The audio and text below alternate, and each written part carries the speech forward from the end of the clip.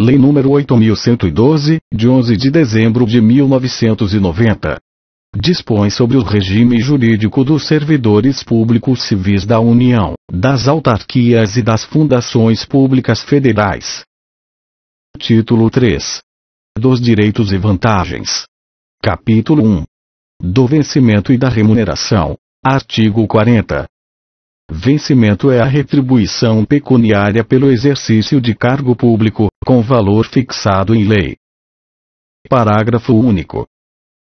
Revogado. Artigo 41. Remuneração é o vencimento do cargo efetivo, acrescido das vantagens pecuniárias permanentes estabelecidas em lei. Parágrafo 1º. A remuneração do servidor investido em função ou cargo em comissão será paga na forma prevista no artigo 62. Parágrafo 2º. O servidor investido em cargo em comissão de órgão ou entidade diversa da de sua lotação receberá a remuneração de acordo com o estabelecido no parágrafo 1º do artigo 93. Parágrafo 3º. O vencimento do cargo efetivo, acrescido das vantagens de caráter permanente, é irredutível. Parágrafo 4º. É assegurada a isonomia de vencimentos para cargos de atribuições iguais ou assemelhadas do mesmo poder, ou entre servidores dos três poderes, ressalvadas as vantagens de caráter individual e as relativas à natureza ou ao local de trabalho. Parágrafo 5º. Nenhum servidor receberá remuneração inferior ao salário mínimo. Artigo 42.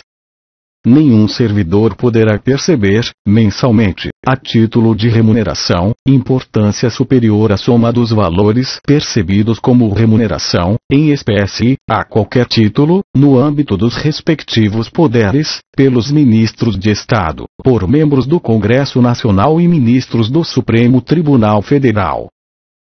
Parágrafo único. Excluem-se do teto de remuneração as vantagens previstas nos incisos 2 a 7 do artigo 61. Artigo 43. Revogado. Artigo 44. O servidor perderá: 1. A remuneração do dia em que faltar ao serviço, sem motivo justificado. 2. A parcela de remuneração diária, proporcional aos atrasos, ausências justificadas, ressalvadas as concessões de que trata o artigo 97, e saídas antecipadas, salvo na hipótese de compensação de horário, até o mês subsequente ao da ocorrência, a ser estabelecida pela chefia imediata.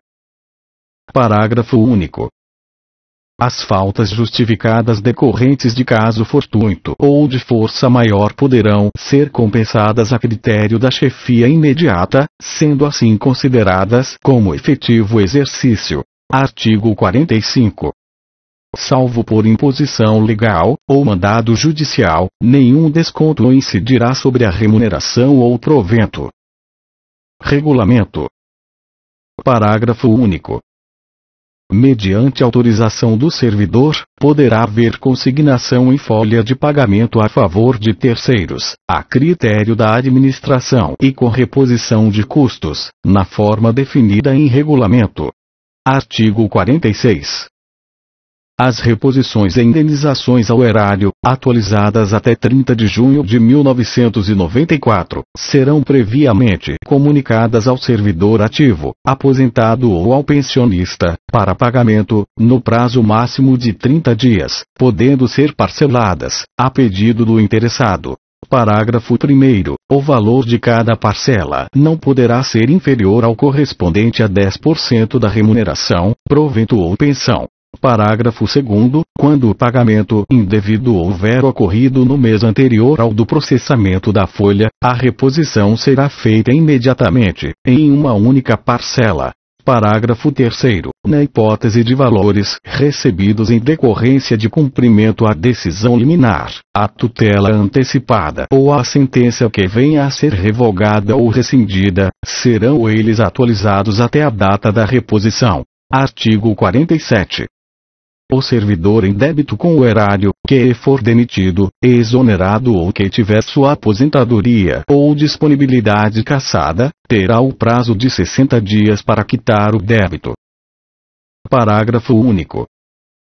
A não quitação do débito no prazo previsto implicará sua inscrição em dívida ativa. Artigo 48.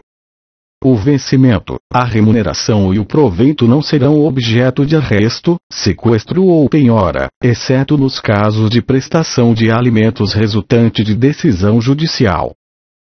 Capítulo 2. Das vantagens. Artigo 49. Além do vencimento, poderão ser pagas ao servidor as seguintes vantagens: 1. Indenizações. 2. Gratificações. 3. Adicionais. Parágrafo 1º. As indenizações não se incorporam ao vencimento ou provento para qualquer efeito. Parágrafo 2º. As gratificações e os adicionais incorporam-se ao vencimento ou provento, nos casos e condições indicados em lei. Artigo 50. As vantagens pecuniárias não serão computadas, nem acumuladas, para efeito de concessão de quaisquer outros acréscimos pecuniários ulteriores, sob o mesmo título ou idêntico fundamento. Seção 1. Das indenizações. Artigo 51. Constituem indenizações ao servidor: 1. Ajuda de custo. 2. Diárias. 3. Transporte. 4. Auxílio moradia. Artigo 52. Os valores das indenizações estabelecidas nos incisos 1 a 3 do artigo 51, assim como as condições para sua concessão, serão estabelecidos em regulamento. Subseção 1. Da ajuda de custo. Artigo 53. A ajuda de custo destina-se a compensar as despesas de instalação do servidor que, no interesse do serviço, passar a ter exercício em nova sede, com mudança de domicílio em caráter permanente, vedado duplo pagamento de indenização, a qualquer tempo, no caso de cônjuge ou companheiro que detenha também a condição de servidor, vier a ter exercício na mesma sede. Parágrafo 1º. Correm por conta da administração as despesas de transporte do servidor e de sua família, compreendendo passagem, bagagem e bens pessoais. Parágrafo 2º. A família do servidor que falecer na nova sede são assegurados ajuda de custo e transporte para a localidade de origem, dentro do prazo de um ano, contado do óbito. Artigo 54. A ajuda de custo é calculada sobre a remuneração do servidor, conforme se dispuser em regulamento, não podendo exceder a importância correspondente a 3 meses. Artigo 55. Não será concedida ajuda de custo ao servidor que se afastar do cargo, ou reassumi-lo, em virtude de mandato eletivo. Artigo 56. Será concedida ajuda de custo àquele que, não sendo servidor da União, for nomeado para cargo em comissão, com mudança de domicílio. Parágrafo único. No afastamento previsto no inciso 1 do artigo 93, a ajuda de custo será paga pelo órgão cessionário, quando cabível. Artigo 57. O servidor ficará obrigado a restituir a ajuda de custo quando, injustificadamente, não se apresentar na nova sede no prazo de 30 dias. Subseção 2. Das diárias. Artigo 58. O servidor que, a serviço, afastar-se da sede em caráter eventual ou transitório para outro ponto do território nacional ou para o exterior, fará jus a passagens e diárias destinadas a indenizar as parcelas de despesas extraordinária com pousada, alimentação e locomoção urbana, conforme dispuser em regulamento. Parágrafo 1º. A diária será concedida por dia de afastamento, sendo devida pela metade quando o deslocamento não exigir pernoite fora da sede, ou quando a União custear, por meio diverso, as despesas extraordinárias cobertas por diárias. Parágrafo 2º. Nos casos em que o deslocamento da sede constituir exigência permanente do cargo, o servidor não fará jus a diárias. Parágrafo 3º. Também não fará jus a diárias o servidor que se deslocar dentro da mesma região metropolitana, aglomeração urbana ou microrregião, constituídas por municípios limítrofes irregularmente instituídas, ou em áreas de controle integrado mantidas com países limítrofes, cuja jurisdição e competência dos órgãos, entidades e servidores brasileiros considera-se estendida, salvo se houver pernoite fora da sede, hipóteses em que as diárias pagas serão sempre as fixadas para os afastamentos dentro do território nacional. Artigo 59. O servidor que receber diárias e não se afastar da sede, por qualquer motivo, fica obrigado a restituí-las integralmente, no prazo de 5 dias. Parágrafo único. Na hipótese de o servidor retornar à sede em prazo menor do que o previsto para o seu afastamento, restituirá as diárias recebidas em excesso, no prazo previsto no caput. Subseção 3. Da indenização de transporte. Artigo 60. Conceder-se a indenização de transporte ao servidor que realizar despesas com a utilização de meio próprio de locomoção para a execução de serviços externos, por força das atribuições próprias do cargo, conforme se dispuser em regulamento. Subseção 4. Do auxílio moradia. Artigo 60-A. O auxílio moradia consiste no ressarcimento das despesas comprovadamente realizadas pelo servidor com aluguel de moradia ou com meio de hospedagem administrado por empresa hoteleira, no prazo de 1 mês após a comprovação da despesa pelo servidor. Artigo 60-B. Conceder-se-á auxílio moradia ao servidor se atendidos os seguintes requisitos. 1. Não existe imóvel funcional disponível para uso pelo servidor. 2. O cônjuge ou companheiro do servidor não ocupe imóvel funcional. 3. O servidor ou seu cônjuge ou companheiro não seja ou tenha sido proprietário, promitente comprador, cessionário ou promitente cessionário de imóvel no município aonde for exercer o cargo, incluída a hipótese de lote edificado sem averbação de construção, nos 12 meses que antecederem a sua nomeação.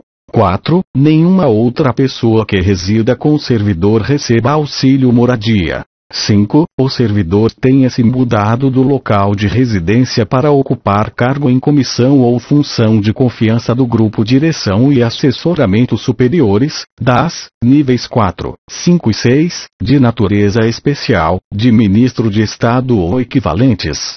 6. O município no qual assuma o cargo em comissão ou função de confiança não se enquadre nas hipóteses do artigo 58, parágrafo 3º, em relação ao local de residência ou domicílio do servidor. 7. O servidor não tenha sido domiciliado ou tenha residido no município, nos últimos 12 meses, aonde for exercer o cargo em comissão ou função de confiança, desconsiderando-se prazo inferior a 60 dias dentro desse período. E 8. O deslocamento não tenha sido por força de alteração de lotação ou nomeação para cargo efetivo. Inciso 9. O deslocamento tenha ocorrido após 30 de junho de 2006. Parágrafo único. Para fins do inciso 7, não será considerado prazo no qual o servidor estava ocupando outro cargo em comissão relacionado no inciso 5. Artigo 60-C. O auxílio moradia não será concedido por prazo superior a 8 anos dentro de cada período de 12 anos.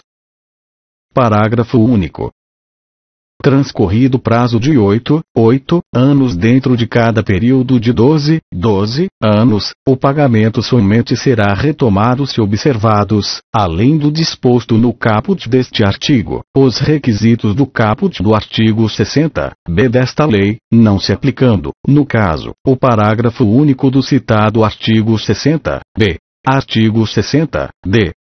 O valor mensal do auxílio moradia é limitado a 25% do valor do cargo em comissão, função comissionada ou cargo de ministro de Estado ocupado.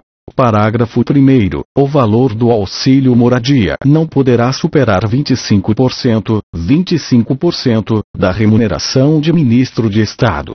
Parágrafo 2º. Independentemente do valor do cargo em comissão ou função comissionada, fica garantido a todos os que preencherem os requisitos o ressarcimento até o valor de R$ 1.800. Artigo 60. No caso de falecimento, exoneração, colocação de imóvel funcional à disposição do servidor ou aquisição de imóvel, o auxílio moradia continuará sendo pago por um mês. Seção 2. Das gratificações e adicionais. Artigo 61. Além do vencimento e das vantagens previstas nesta lei, serão deferidos aos servidores as seguintes retribuições, gratificações e adicionais. 1. Retribuição pelo exercício de função de direção, chefia e assessoramento. 2. Gratificação natalina. 3. Revogado. 4. Adicional pelo exercício de atividades insalubres, perigosas ou penosas. 5. Adicional pela prestação de serviço extraordinário. 6. Adicional noturno. 7. Adicional de férias. 8. Outros, relativos ao local ou à natureza do trabalho. Inciso 9. Gratificação por encargo de curso ou concurso. Subseção 1. Da retribuição pelo exercício de função de direção, chefia e assessoramento. Artigo 62. Ao servidor ocupante de cargo efetivo investido em função de direção, chefia ou assessoramento, cargo de provimento em comissão ou de natureza especial é devida retribuição pelo seu exercício. Parágrafo único. Lei específica estabelecerá a remuneração dos cargos em comissão de que trata o inciso 2 do artigo 9º. Artigo 62-A. Fica transformada em vantagem pessoal nominalmente identificada, via a incorporação da retribuição pelo exercício de função de direção, chefia ou assessoramento, cargo de provimento em comissão ou de natureza especial a que se referem os artigos 3º e 10 da Lei nº 8.911, de 11 de julho de 1994, e o artigo 3º da Lei nº 9.624, de 2 de abril de 1998. Parágrafo único. A VNI de que trata o caput deste artigo somente estará sujeita às revisões gerais de remuneração dos servidores públicos federais. Subseção 2. Da gratificação natalina. Artigo 63.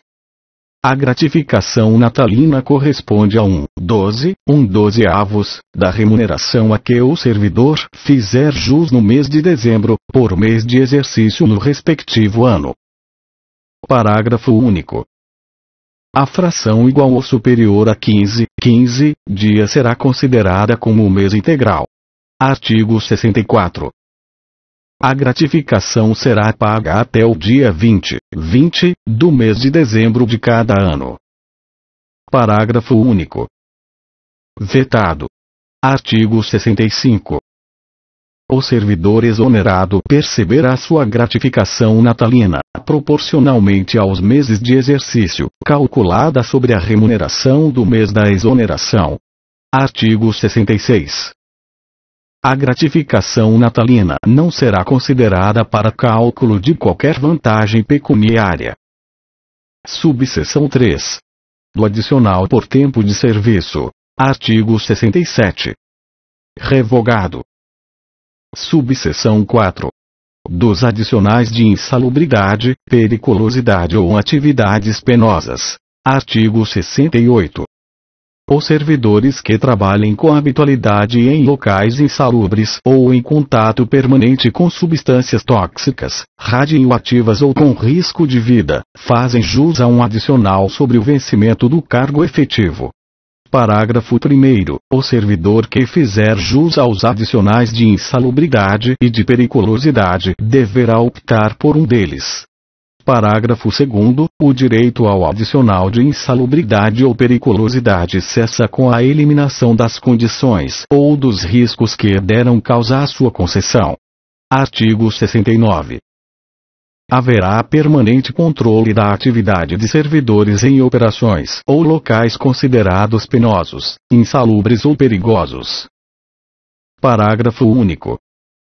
A servidora gestante ou lactante será afastada, enquanto durar a gestação e a lactação, das operações e locais previstos neste artigo, exercendo suas atividades em local salubre e em serviço não penoso e não perigoso. Artigo 70. Na concessão dos adicionais de atividades penosas, de insalubridade e de periculosidade, serão observadas as situações estabelecidas em legislação específica. Artigo 71. O adicional de atividade penosa será devido aos servidores em exercício em zonas de fronteira ou em localidades cujas condições de vida o justifiquem, nos termos, condições e limites fixados em regulamento.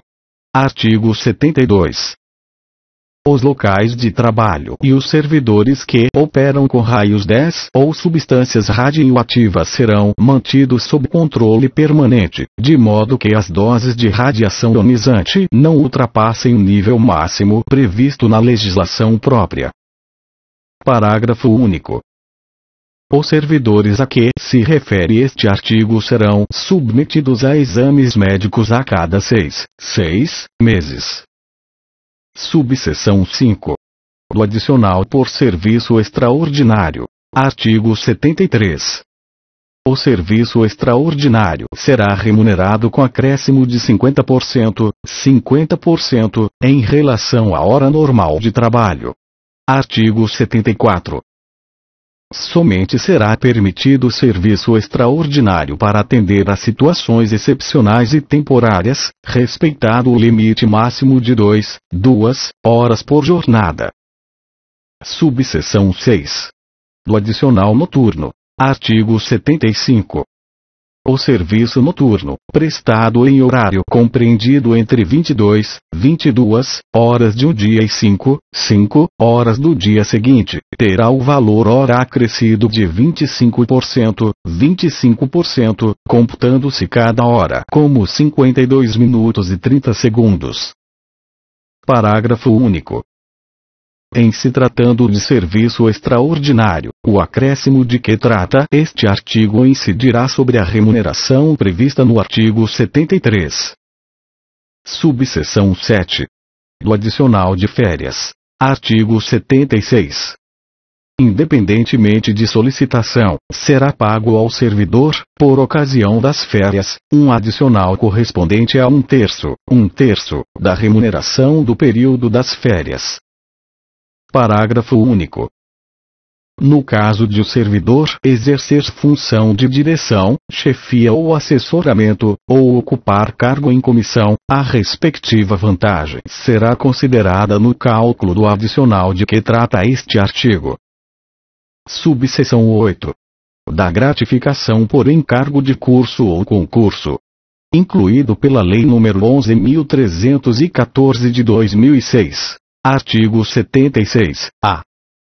A gratificação por encargo de curso ou concurso é devida ao servidor que, em caráter eventual, inciso 1, atuar como instrutor em curso de formação, de desenvolvimento ou de treinamento regularmente instituído no âmbito da administração pública federal, inciso 2, participar de banca examinadora ou de comissão para exames orais, para análise curricular, para correção de provas discursivas, para elaboração de questões de provas ou para julgamento de recursos intentados por candidatos. Inciso 3. Participar da logística de preparação e de realização de concurso público envolvendo atividades de planejamento, coordenação, supervisão, execução e avaliação de resultado, quando tais atividades não estiverem incluídas entre as suas atribuições permanentes. Inciso 4. Participar da aplicação, fiscalizar ou avaliar provas de exame vestibular ou de concurso público ou supervisionar essas atividades. Parágrafo 1º. Os critérios de concessão e os limites da gratificação de que trata este artigo serão fixados em regulamento, observados os seguintes parâmetros. Inciso 1. O valor da gratificação será calculado em horas, observadas a natureza e a complexidade da atividade exercida. Inciso 2. A retribuição não poderá ser superior ao equivalente a 120 horas de trabalho anuais, ressalvada a situação de excepcionalidade, devidamente justificada e previamente aprovada pela autoridade máxima do órgão ou entidade, que poderá autorizar o acréscimo de até 120 horas de trabalho anuais. Inciso 3. O valor máximo da hora trabalhada corresponderá aos seguintes percentuais, incidentes sobre o maior vencimento básico da administração pública federal. Alínea A. 2,2%, 2 inteiros e 2/10%, em se tratando de atividades previstas nos incisos 1 e 2 do caput deste artigo. Alínea B.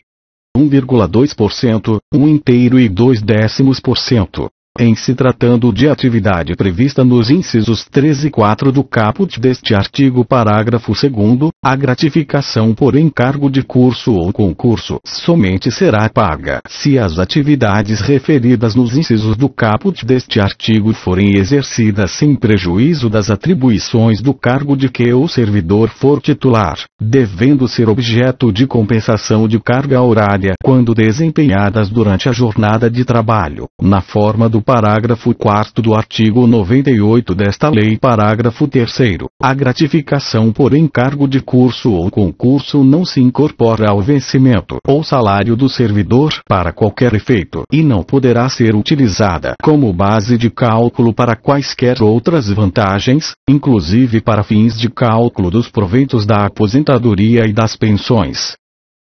Capítulo 3. Das férias.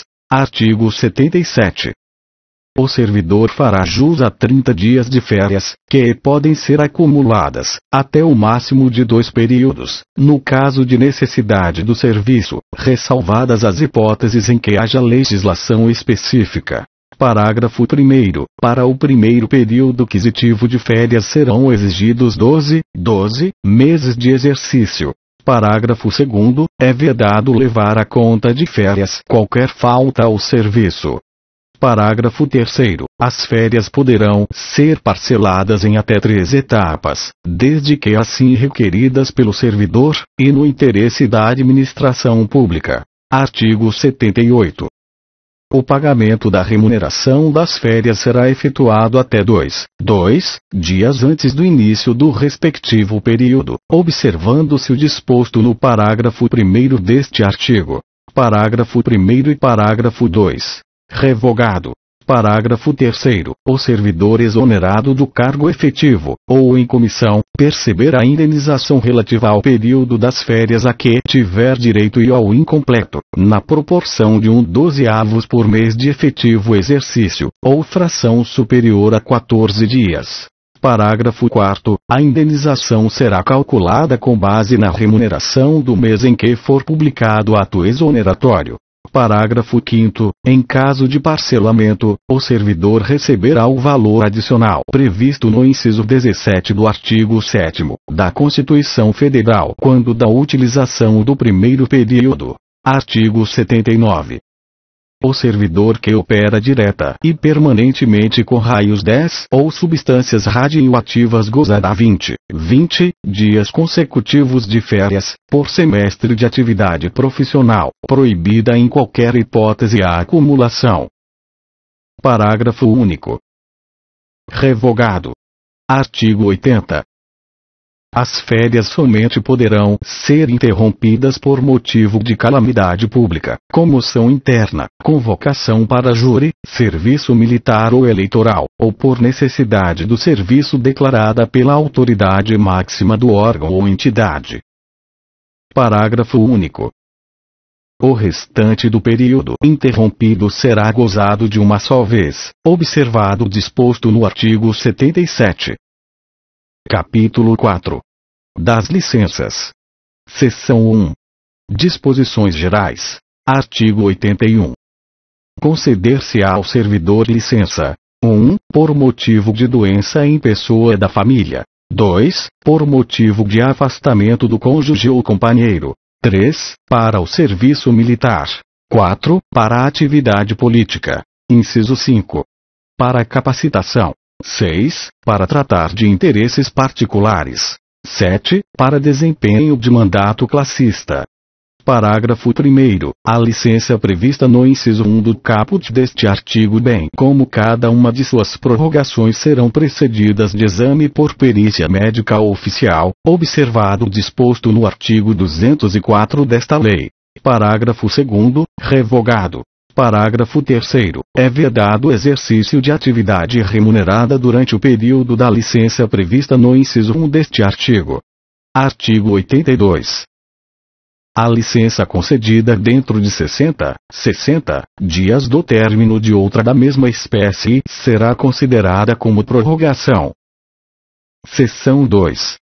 Da licença por motivo de doença em pessoa da família. Artigo 83.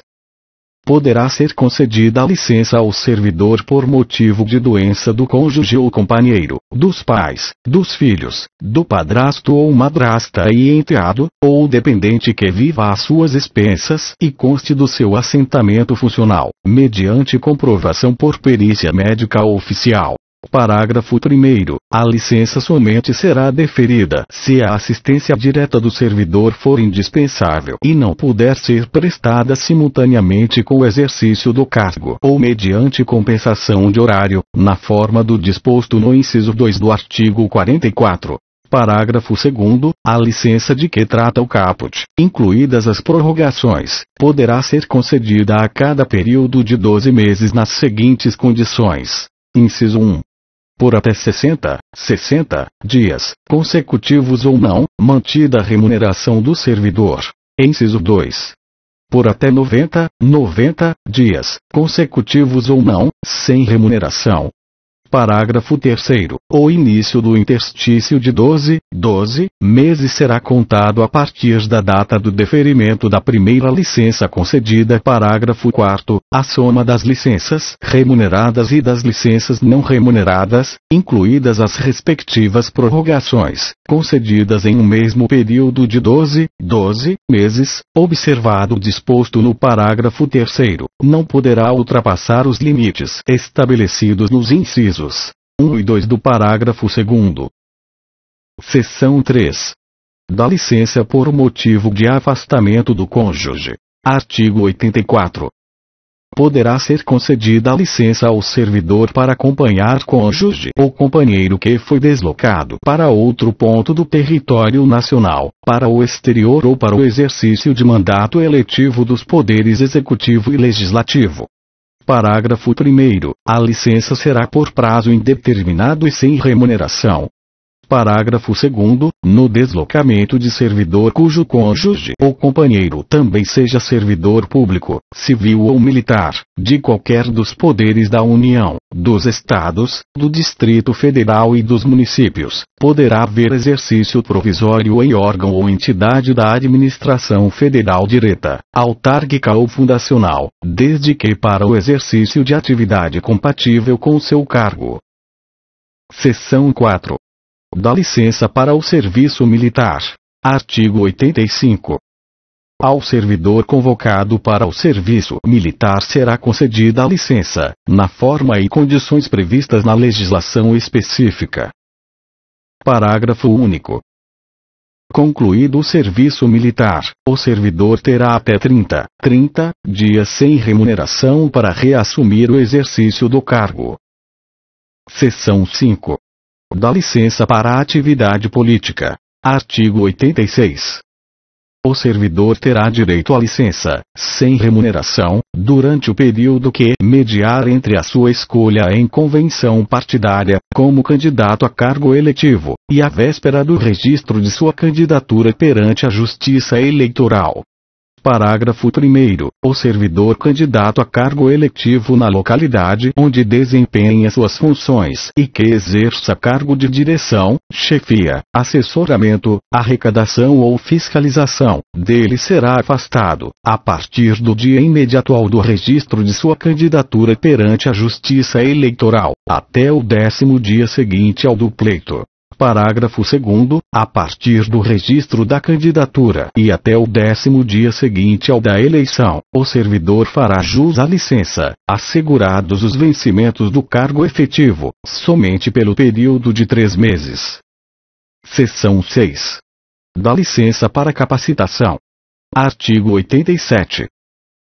Após cada quinquênio de efetivo exercício, o servidor poderá, no interesse da administração, afastar-se do exercício do cargo efetivo, com a respectiva remuneração, por até 3 meses, para participar de curso de capacitação profissional. Parágrafo único. Os períodos de licença de que trata o caput não são acumuláveis. Artigo 88. Revogado. Artigo 89. Revogado. Artigo 90. Vetado. Seção 7.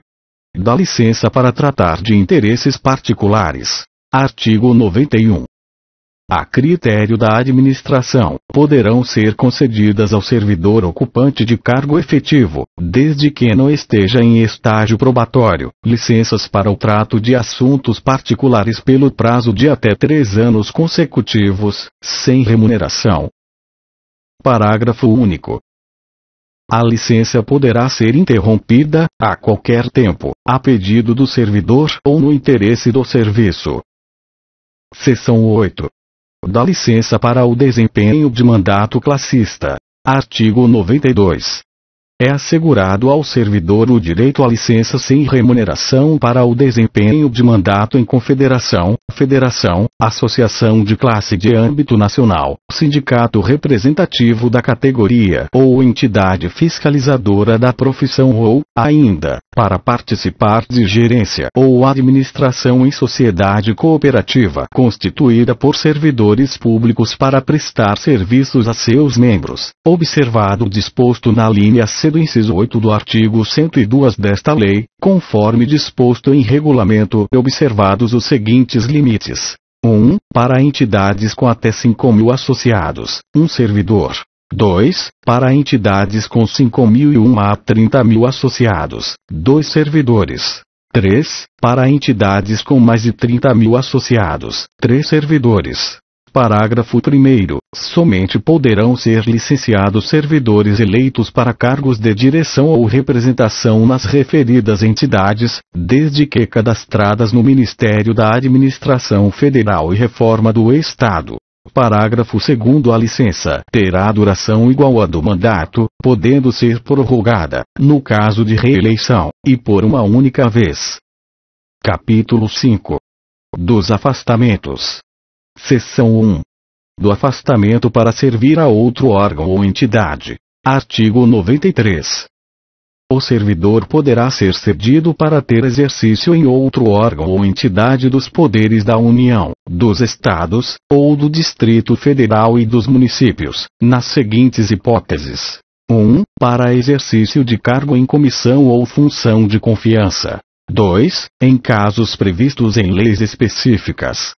Parágrafo 1º. Na hipótese do inciso 1, sendo a cessão para órgãos ou entidades dos Estados, do Distrito Federal ou dos municípios, o ônus da remuneração será do órgão ou entidade cessionária, mantido o ônus para o cedente nos demais casos. Parágrafo 2º. Na hipótese de o servidor, cedido à empresa pública ou sociedade de economia mista, nos termos das respectivas normas, optar pela remuneração do cargo efetivo ou pela remuneração do cargo efetivo crescida de percentual da retribuição do cargo em comissão, a entidade cessionária efetuará o reembolso das despesas realizadas pelo órgão ou entidade de origem. Parágrafo 3º. A cessão far-se-á mediante portaria publicada no Diário Oficial da União.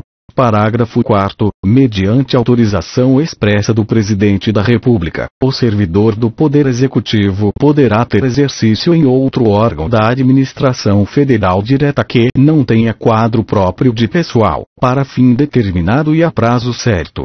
Parágrafo 5º. Aplica-se à União, em se tratando de empregado ou servidor por ela requisitado, as disposições dos parágrafos 1º e 2º deste 6º, as seções de empregados de empresa pública ou de sociedade de economia mista, que receba recursos de Tesouro Nacional para o custeio total ou parcial da sua folha de pagamento de pessoal, independem das disposições contidas nos incisos 1 e 2 e parágrafos 1º e 2º deste artigo, ficando o exercício do empregado cedido condicionado à autorização específica do Ministério do Planejamento, Orçamento e Gestão, exceto nos casos de ocupação de cargo em comissão ou função gratificada.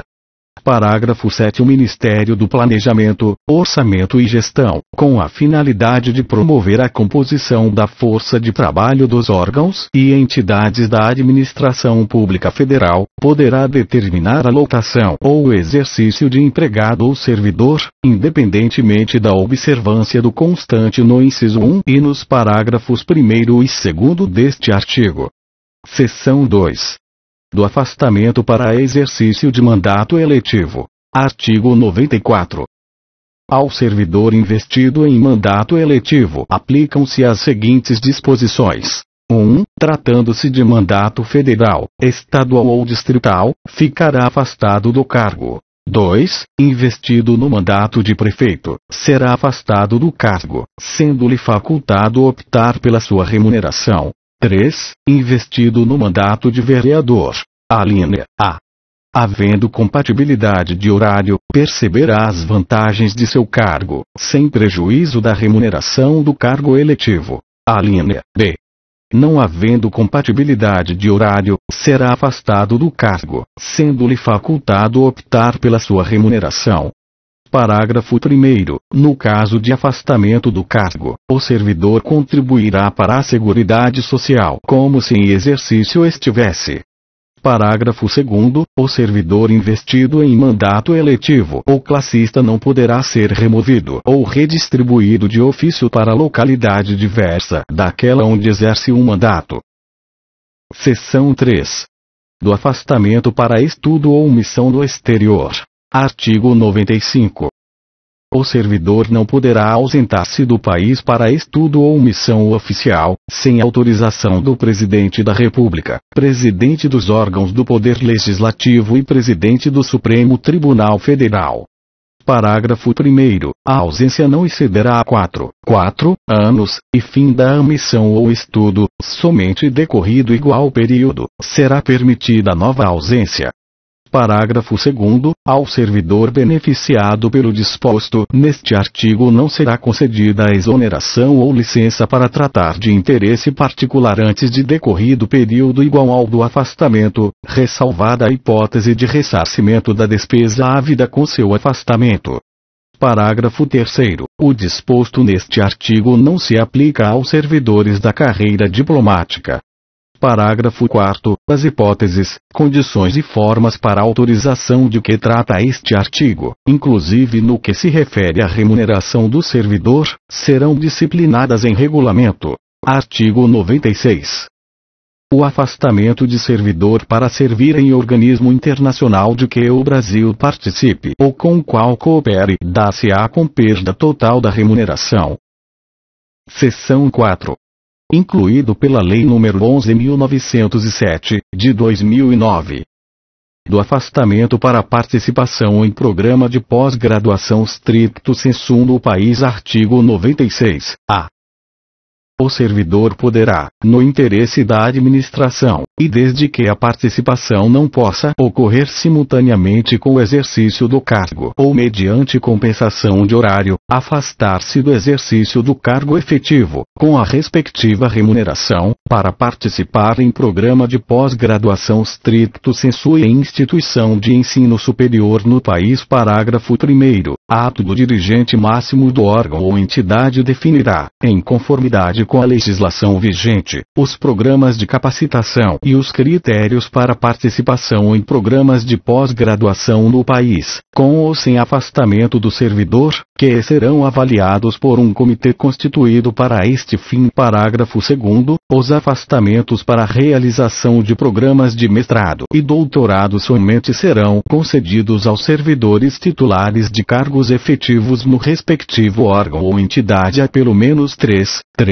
anos para mestrado e 4 anos para doutorado, incluído o período de estágio probatório, que não tenham se afastado por licença para tratar de assuntos particulares para gozo de licença capacitação ou com fundamento neste artigo nos 2 anos anteriores a de afastamento. Parágrafo 3º. Os afastamentos para a realização de programas de pós-doutorado somente serão concedidos aos servidores titulares de cargos efetivo no respectivo órgão ou entidade há pelo menos 4 anos, incluído o período de estágio probatório, e que não tenham se afastado por licença para tratar de assuntos particulares ou com fundamento neste artigo, nos 4 anos anteriores à data da solicitação de afastamento. Parágrafo 4º. Os servidores beneficiados pelos afastamentos previstos nos parágrafos 1º, 2º e 3º deste artigo terão que permanecer no exercício de suas funções após o seu retorno por um período igual ao do afastamento concedido. Parágrafo 5º. Caso o servidor venha a solicitar exoneração do cargo ou aposentadoria, antes de cumprido o período de permanência previsto no parágrafo 4º deste artigo, deverá ressarcir o órgão ou entidade, na forma do artigo 47 da Lei nº 8.112, de 11 de dezembro de 1990, dos gastos com seu aperfeiçoamento. Parágrafo 6º. Caso o servidor não obtenha o título ou grau que justificou seu afastamento no período previsto, aplica-se parágrafo 5º deste artigo, salvo na hipótese comprovada de força maior ou de caso fortuito, a critério do dirigente máximo do órgão ou entidade. Parágrafo 7º. Aplica-se a participação em programa de pós-graduação no exterior,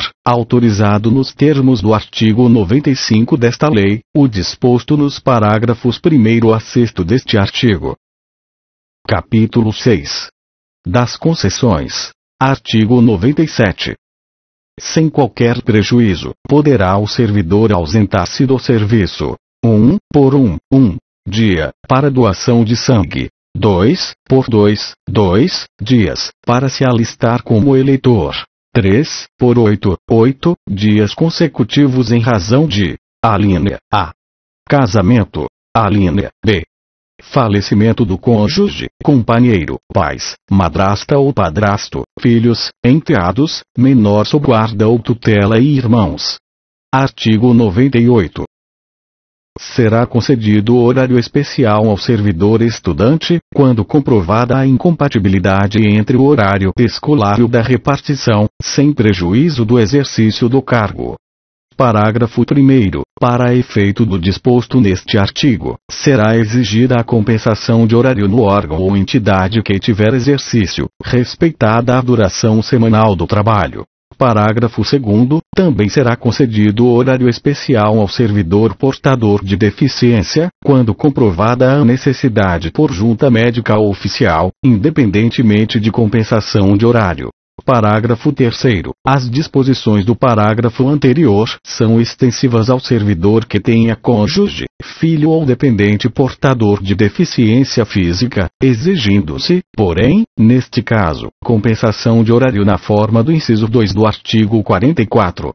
Parágrafo 4º. Será igualmente concedido horário especial, vinculado à compensação de horário a ser efetivada no prazo de até um ano, ao servidor que desempenhe atividade prevista nos incisos 1 e 2 do caput do artigo 76-A desta lei. Artigo 99.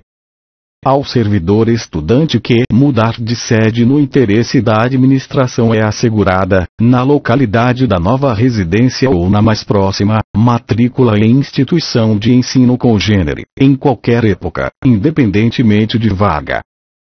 Parágrafo único.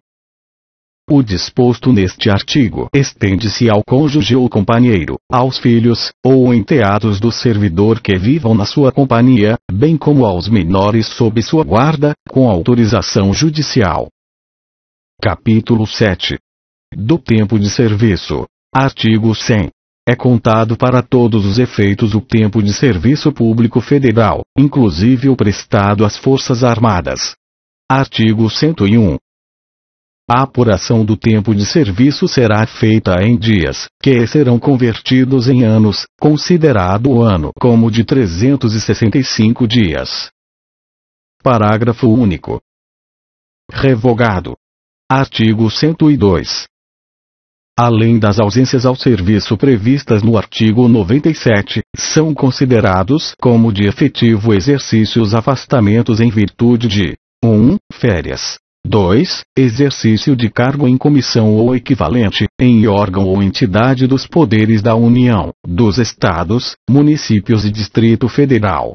3. Exercício de cargo ou função de governo ou administração, em qualquer parte do território nacional, por nomeação do Presidente da República. 4. Participação em programa de treinamento regularmente instituído ou em programa de pós-graduação stricto sensu no país, conforme dispuser o regulamento. 5. Desempenho de mandato eletivo federal, estadual, municipal ou do Distrito Federal, exceto para promoção por merecimento. 6. Júri e outros serviços obrigatórios por lei. 7. Missão ou estudo no exterior, quando autorizado o afastamento, conforme dispuser o regulamento. 8. Licença. Alínea A.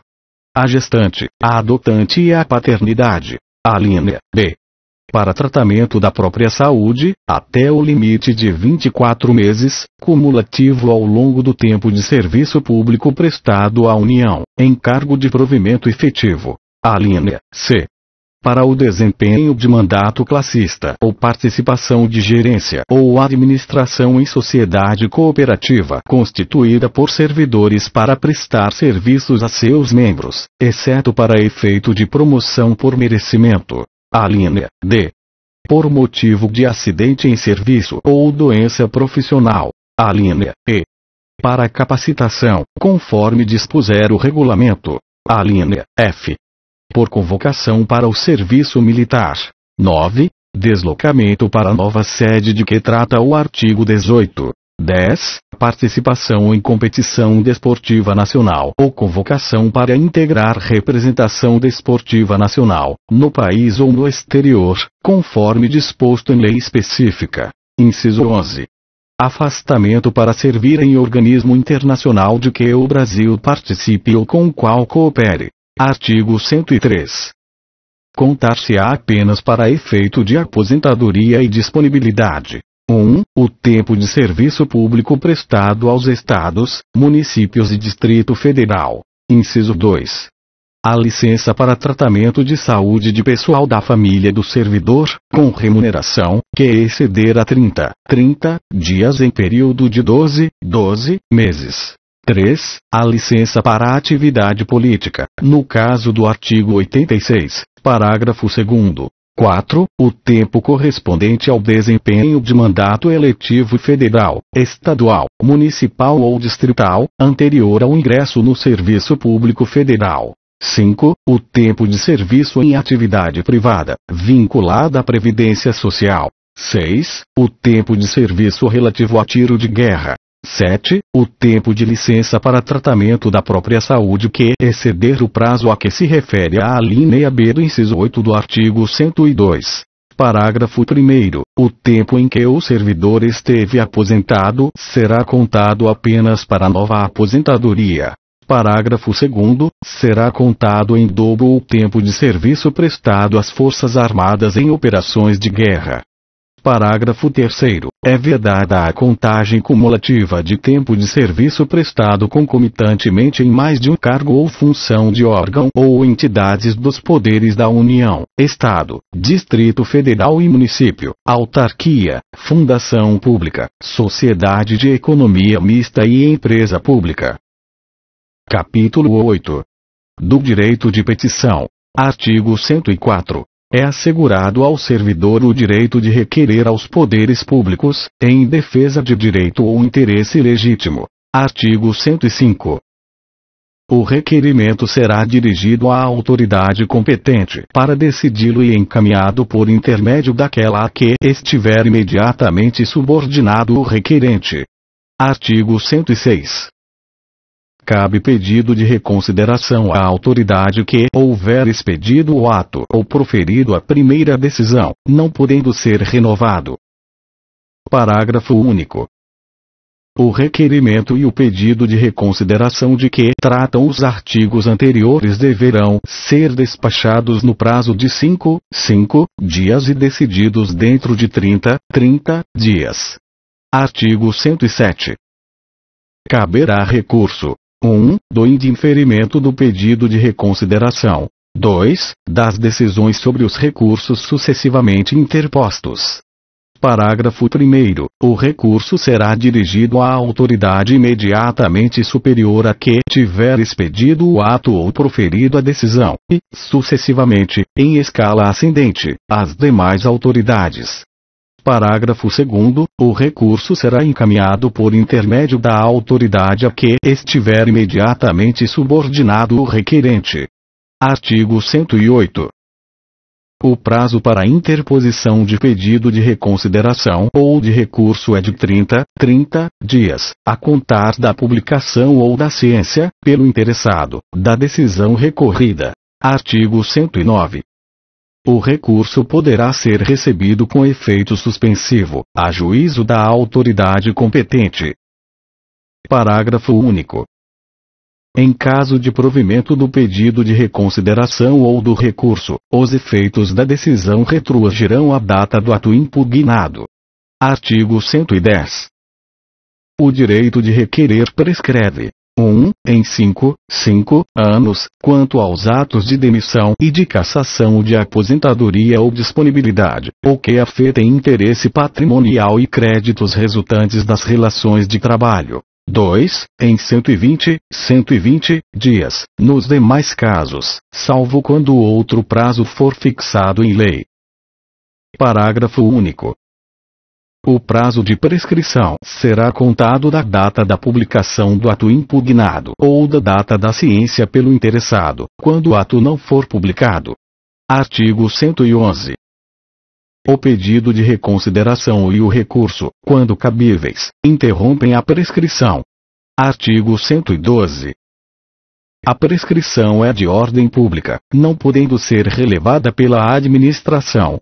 Artigo 113. Para o exercício do direito de petição, é assegurada vista do processo ou documento, na repartição, ao servidor ou a procurador por ele constituído. Artigo 114. A administração deverá rever seus atos, a qualquer tempo, quando eivados de ilegalidade. Artigo 115. São fatais e improrrogáveis os prazos estabelecidos neste capítulo, salvo motivo de força maior.